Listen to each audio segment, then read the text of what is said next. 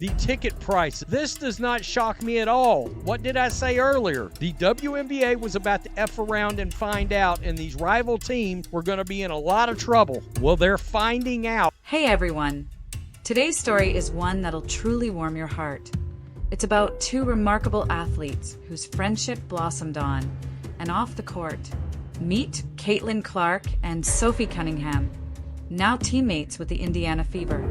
Under Coach Stephanie White's guidance, their partnership turned into a genuine friendship. It all began on January 31st, 2025, when Sophie joined the Fever after a massive 4-team trade. She packed her bags, left behind everything familiar, and walked into a brand new chapter in Indiana. That's where she met Caitlin for the first time. Caitlin greeted her with a friendly smile and a simple hi. They shook hands, a little nervous, but the chemistry was instant. You could feel hope in the air, like something special had just begun. Within days, they were sharing snacks, laughing at inside jokes, swapping college memories, and forming real trust. Every practice session became another step toward something meaningful. Two players growing together, pushing each other and dreaming big. The Caitlin Clark effect has been a net positive for the WNBA and all of its teams. But the star guard expected to miss a minimum of 2 weeks. The league will see the flip side of her impact, and there are already initial data points. This is front office sports, no conspiracies, no BS from them. Statistical data. In one of her first interviews, Sophie opened up about their connection, saying, "Caitlin's handled so much pressure. Most people don't even realize how heavy it gets. That's why we've got to have each other's backs." And that's exactly what they did. Their fun chemistry spilled over to social media. Caitlin once posted a photo teasing Sophie's new haircut, and Sophie clapped back with a hilarious caption of her own. Fans couldn't get enough. They celebrated their friendship online and on the court. During games, the bond was undeniable. Caitlin threading impossible passes and Sophie knocking down threes like clockwork. The crowd roared, calling them the ultimate duo. Every shot, rebound, and assist became a celebration of teamwork and joy. Together, they became a spark of energy. Two teammates whose connection felt bigger than basketball. Time to hit the panic button. 48 hours after news hits that Caitlin Clark is injured and she'll be missing 2 weeks, the market has responded, and the market has told the WNBA, we don't want this. We want her, but we don't want this. Their loyalty was truly tested in a heated game. When Caitlin accidentally got hit in the eye by an opposing player, Sophie didn't hesitate. She rushed in to defend her friend. The situation quickly escalated, and Sophie got ejected from the game. But fans saw it differently. They saw loyalty, passion, and sisterhood. That moment went viral overnight. Social media flooded with clips praising Sophie's courage and Caitlin's gratitude. People called it real love between teammates. Off the court, their friendship only grew stronger. They explored local restaurants, shared late-night laughs, and talked about life, goals, and building a legacy together. Both dreamed of creating history, of proving that heart and hustle can exist side by side. For them, basketball wasn't just a job, it was family. Chicago's guy can't sell out their own 9,000-something seat arena like it is. They couldn't when they were kind of decent. They're a dumpster fire now. And now that Caitlin Clark is injured, the ticket prices for the Fever and Sky game just plummeted to Hades. By February, their chemistry had evolved into something smooth and effortless. Every drill, every play, every pass came with perfect timing. In practice, Caitlin could read Sophie's movements before they even happened, while Sophie learned how to open the floor for Caitlin's vision. Each session deepened their trust. When the Fever's first preseason game arrived in early May, the air was electric. Running out to the roaring crowd, both felt the adrenaline surge. Early in the match, Caitlin dished a pinpoint pass to Sophie, who sank a flawless three-pointer. The crowd exploded as they embraced with joy. It was a tiny moment, but it said everything: faith, connection, and belief. Even after a tough loss later that month, they sat side by side, smiling, knowing they were building something real. A partnership defined by effort, laughter, and shared ambition. They stink now. Yeah, it's about me too. No, it's not, and this is proof. As March rolled in, Caitlin and Sophie's friendship continued to grow beyond the gym. They began spending more time together, watching film, grabbing coffee, and talking about life off the court.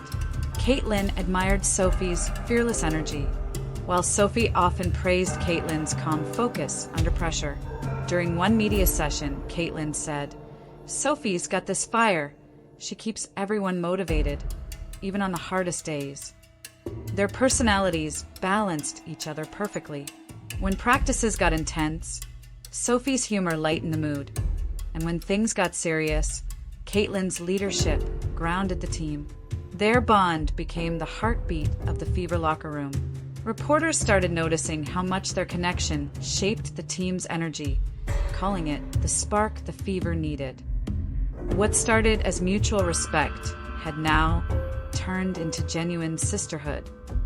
To games over the next 2 weeks have dropped 42% since Caitlin Clark's injury announcement, an average ticket price of $137, all the way down to $80. Mid-season arrived, and so did challenges. The team went through a rough patch. Losing streaks, injuries, and endless travel days tested everyone's spirit. But Caitlin and Sophie refused to let it break their rhythm. During one tough road trip, Sophie stayed up late reviewing plays with Caitlin, determined to find a solution. "We'll figure this out together," she said, and Caitlin smiled. In the following game, they delivered one of their best performances yet. Caitlin's no-look passes connecting perfectly with Sophie's sharp shooting. The bench erupted, and even Coach White couldn't help but grin. Their resilience became contagious. Fans and analysts pointed out how the duo's chemistry kept the team alive when morale dipped. For the Fever, that partnership became more than strategy. It was strength through unity. People are selling their tickets, definitely can't get face value, so what do? They just continue to lower and lower and lower and lower and lower the price. This isn't all resellers, folks. Hate to break it to you. A majority of these are everyday normal people.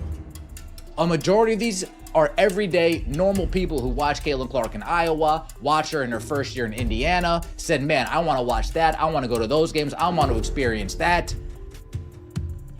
They won't be able to experience it. Time to sell. One unforgettable night in June proved just how far they'd come. Facing one of the league's top defenses, Caitlin and Sophie orchestrated a masterclass in teamwork. Caitlin broke through defenders, dished the ball to Sophie, and she drilled a three-pointer that sealed the win. Cameras caught the moment they embraced mid-court, both smiling through exhaustion. Reporters later asked what made their connection so strong. Sophie answered simply, "Trust, that's everything."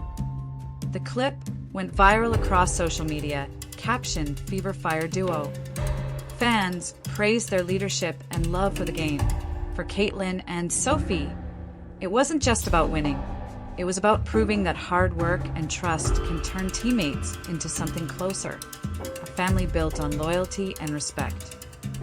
I mean, it's more statistical proof, data, to confirm exactly what we've been saying, that Caitlin Clark is driving this whole ship, this whole bus.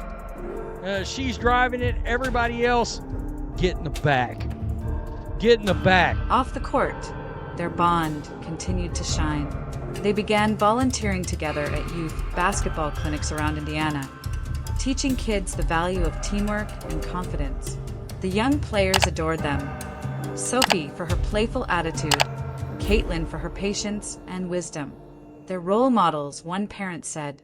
Every event reminded them why they fell in love with the game in the first place. Between laughter and drills, they saw reflections of their younger selves in those kids. On social media, the duo shared photos from these moments, showing that their friendship extended far beyond the hardwood. Their message was simple but powerful. Greatness isn't just about stats or wins. It's about the impact you leave behind. The marquee matchup in the WNBA. Like it or love it, rivalry or not, Chicago Sky, Indiana Fever, Angel Reese, Caitlin Clark, that is the marquee matchup in the WNBA, and those tickets are crashing just as well. From $86 48 hours ago to $25. And by the time June 7th rolls around, it might cost you a bag of Skittles and some Lay's potato chips to get in there. As the playoff race heated up, pressure began to mount. Every game carried new intensity, and every mistake felt heavier. But Caitlin and Sophie leaned on each other through it all. Late-night phone calls turned into pep talks, and every pregame handshake became a silent promise. We've got this. In one crucial matchup, Caitlin's clutch shooting and Sophie's defensive hustle carried the Fever to victory. After the game, Sophie joked, "I told you she's built different," and Caitlin laughed, wrapping an arm around her. That moment went viral instantly. Fans could see it, the unbreakable trust, the shared fire, the unspoken connection. Together, they had become the heart and soul of the Indiana Fever's rise. And we have plenty of evidence that proves Angel Reese is not qualified to carry the lead. Behind the scenes, their friendship was more real than fans ever imagined. They celebrated birthdays, exchanged small gifts, and supported each other through personal ups and downs.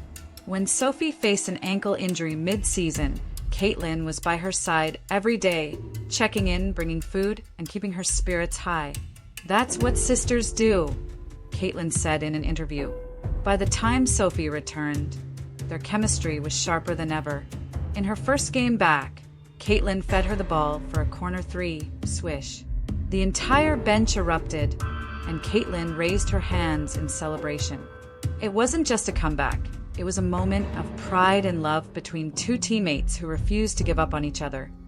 The get-in tickets for the Fever's rivalry game against the Chicago Sky on June 7th are down 71%, from $86 to $25. By the end of the season, their journey felt like something out of a movie.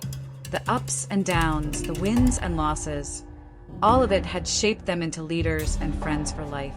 During the final home game, the crowd chanted their names together as they shared one last high five on the court. Later that night, Caitlin posted a photo of them with the caption, "Grateful for every moment." Sophie replied, "Wouldn't trade it for the world." Fans flooded the comments with love and admiration. What started as two athletes from different paths had turned into one of the most inspiring stories in the WNBA. Their bond reminded everyone watching, basketball isn't just about points or trophies. It's about connection, loyalty, and heart. These prices are going to continue to drop. Wednesday's Fever game versus the Mystics at CFG Bank Arena in Baltimore has a get-in price of $22. The market's reaction exposed a painful but vital truth that many fail to understand. There's a huge difference between being a celebrity and being a draw. Someone can be a household name, a viral sensation, even command millions of followers, yet still lack the rare magnetism that actually fills seats or drives ratings. As one analyst bluntly put it, you can be famous and still not get people to show up. That was the WNBA's harsh lesson. Their quiet assumption that Angel Reese could carry a significant share of the league's momentum without Clark proved misplaced. Attendance, ticket prices, and overall excitement visibly dipped in Clark's absence. And even Reese's immense popularity couldn't stop the slide. This wasn't just about player performance. It revealed deep flaws in the league's marketing approach and its dangerous overdependence on a handful of stars. This game get-in was like $100 at one stage. This was $100 at one stage. Let's go one ticket. Or well, is it two tickets? Two tickets. Let's just see what it costs for court. Look at how many, oh my god, look at how many people are selling tickets. Just look at the resale sites. One fan remarked, "There are so many tickets up for sale, it's crazy." Beneath that comment lay a bigger issue. The conversation shifted from star players to the league's actual product quality. When the WNBA's most captivating player disappeared, fans began questioning the core of the league's entertainment value. If the product is truly strong, why does it rely on one individual to be exciting? The mounting expectations on Reese only highlighted how fragile the structure really was. Fame, as the market revealed, doesn't automatically equal economic power. The inability of any other player to maintain the same level of demand proved just how narrow the league's foundation had become. But I'm like, I didn't realize just how bad it was going to get. I didn't realize how bad. Like, they all moved arenas and everybody's trying to sell their tickets. Like, if you look, the get-in price is $23.80. $23.80 is the get-in price for tomorrow night. The financial shock from Clark's absence went far beyond the empty seats everyone could see. The ripple effect was brutal. Every unoccupied seat meant lost sales, jerseys that didn't sell, concession stands that went quiet, and arenas that lost thousands in food, drink, and merchandise revenue. These small details add up fast, especially in a league already losing around $40 million the previous year. For investors and NBA stakeholders who own WNBA teams, the patience was beginning to wear thin. These are business people used to profit, not sustain losses. Their growing frustration created a sense that the WNBA was running out of time, that this wasn't just a bad financial quarter, but a full-blown emergency for the league's survival. Even though the mainstream media wants us to believe that Angel Reese is a huge star, we have years of evidence that proves otherwise. Like I say all the time, there is a huge difference between a star and a draw. You can be a star, you can be famous, and still not be able to draw flies to a fresh turf. Adding to that anxiety is the league's upcoming media rights negotiation, a deal that could define its financial future. These contracts are lifelines, often determining whether a league thrives or struggles to stay afloat. But now, that entire deal's value hinges dangerously on one factor: Caitlin Clark's consistent presence. If she's sidelined when networks are evaluating ratings, it could slash the deal's worth by millions. The fallout would be devastating: fewer resources for teams, pay cuts for players, and an even steeper uphill battle to prove the league's financial independence. The WNBA's entire economic model has been exposed as fragile, with nearly all its projected growth resting on the shoulders of one superstar. Angel Reese and the WNBA have been using race to bring awareness to an incredibly bad product. Once you remove Caitlin Clark from the equation, there's no reason for people to watch this league, which is why people haven't been watching Angel Reese throughout her career. Then comes the international factor, the possibility that Caitlin Clark could simply take her talents overseas. Reports suggest that in certain foreign leagues, she could earn upwards of $20 million per year, money the WNBA can't even dream of offering under its current structure. That reality is terrifying. If Clark, or others who follow her path, decide to leave for better pay and opportunities, the league's foundation could crumble. Losing its most important star wouldn't just hurt attendance. It could break the fragile trust of sponsors, investors, and fans. The WNBA would risk losing not only a player, but the very heartbeat of its recent rise. They're losing merchandise sales, they're losing food sales, they're losing beverage sales. They're losing big. They took a big gamble to get into that arena, and they're losing big because it's not going to be full, and those people aren't going to be buying things there. This entire situation mirrors a familiar story from other leagues that lean too heavily on one megastar. Look at Major League Soccer and Lionel Messi. When he sits out, ticket prices collapse and the excitement vanishes. The WNBA now faces that same dangerous dependency. While the league has tried to elevate other stars and balance attention across multiple faces, no one has replicated Clark's overwhelming impact on attendance or viewership. It's a risky position, one that leaves the league vulnerable to collapse whenever its brightest light dims, even for a moment. They're getting a new media rights deal. That thing won't be worth shit if Caitlin Clark was to either get really injured and couldn't play or decided to just say, I'm not going to play here anymore. I'm going overseas. Where, by the way, they would pay her, my God, some of those countries might pay her $20 million a year to come over there and play. And I'm not kidding. This vulnerability has sparked some surprisingly controversial debates behind the scenes. Some voices, both within the league and among analysts, have suggested that the WNBA should protect Clark at all costs, even hinting at giving her superstar calls from referees, similar to how NBA legends or global soccer icons get preferential treatment. The ethics of such an idea are questionable, but the desperation behind it is undeniable. It shows how aware the league is of its dependence on Clark and how far it might go to preserve her presence. The conversation itself proves the stakes have never been higher. The league's entire identity might rest on a single player's availability. It's going to be real tough because even if you're out 3 weeks, you're missing a lot of game, a real portion of the year. All right. The ticket prices. This does not shock me at all. What did I say earlier? The WNBA was about to F around and find out, and these rival teams were going to be in a lot of trouble. Well, they're finding out. Clark's brief absence forced the league to confront an uncomfortable truth. It can't continue relying on just 1 or 2 names. The WNBA now faces an urgent question. How do you create multiple stars capable of sustaining fan engagement? The league's entire growth strategy has to evolve. It's no longer enough to hope another generational talent appears. Without a broader foundation of marketable players, every injury or controversy becomes an existential threat. The data doesn't lie. Even the league's most recognizable names couldn't stop the collapse in demand. That's not just a short-term crisis. It's a structural flaw demanding immediate change.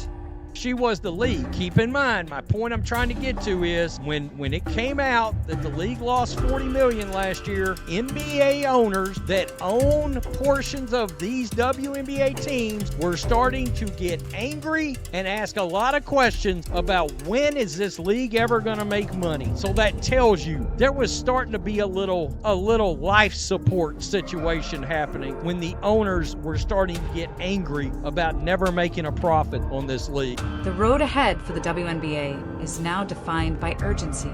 To survive, it must rebuild from within, creating a deeper bench of stars, marketing personalities, and diversifying appeal across all teams. The lesson from Clark's temporary absence is crystal clear. One-player dependence isn't sustainable. The league's future depends on its ability to balance attention, create rivalries, and generate excitement beyond a single face. The window for change is closing fast, and the cost of inaction could be irreversible. With Caitlin Clark, they can make money with the new media rights deal. If that was to fall through for some reason, the league is cooked. Close it down. Or Caitlin Clark could, I don't know, call up Elon, start her own league. The numbers have already delivered the verdict. Caitlin Clark's influence on the WNBA is nothing short of transformative. Her brief time away sent ticket prices crashing, 42% down for home games and a stunning 71% overnight drop for the Sky matchup. Crowds that were once electric suddenly thinned. Fans spoke clearly through their wallets. Clark's absence changed everything, even with players like Angel Reese drawing attention. The data makes one thing certain: no one else has come close to matching Clark's power to attract fans, boost viewership, or drive revenue. Her impact isn't hype. It's measurable, undeniable, and historic. So anybody with a connected brainstem knows that Caitlin Clark is far better of a basketball player and has made such a tremendous impact in a greater number, more so than Angel Reese. Everybody knows that. Her college career was better. The stadium sales, the WNBA popularity has gone up because Caitlin Clark. This isn't a temporary stumble, it's a wake-up call. The WNBA stands at a crossroads where it must decide what kind of league it wants to be. Can it evolve into a self-sustaining ecosystem with multiple stars and broad appeal? Or will it remain tethered to the availability of one transcendent athlete? The future of women's basketball depends on that answer. The league's next chapter must focus on developing depth, spreading marketability, and embracing true diversity of talent, because if it doesn't, every moment of triumph will carry the shadow of fragility. The message is clear: evolve now or risk fading into irrelevance.